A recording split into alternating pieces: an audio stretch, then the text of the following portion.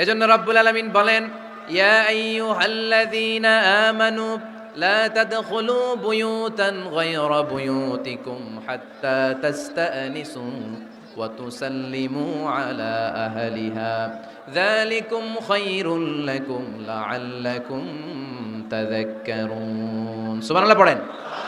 আল্লাহ ডেকে বললেন, ও ঈমানদারেরা শোনো শোনো, তোমরা যখন অন্য কারো বাড়িতে যাবে, খবরদার অনুমতি না নিয়ে, সালাম না দিয়ে ঘরে ঢুকে যেও না। দরজার সামনে দাঁড়িয়ে থাকো, দরজার সামনে দাঁড়িয়ে দাঁড়িয়ে 3 বার অনুমতি চাও, তারপরে সালাম দাও। অনুমতি দিলে ঢুকবা, নচেত চলে যাবা। ঠিক কি না?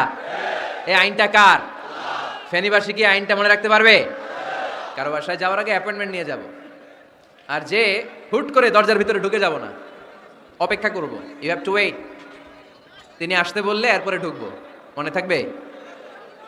কারো ঘরে অনুমতি না নিয়ে ঢুকা কবিরা গুনাহ। কি গুনাহ? আমরা এগুলোর ইসলাম মনে করি না। আমরা ম্যানার জানি না, আমরা সোশ্যাল নর্মস জানি না। আমরা মনে করি নামাজ, রোজা, হজ, যাকাত, জিকির এগুলাই ইসলাম। ঠিক কি না?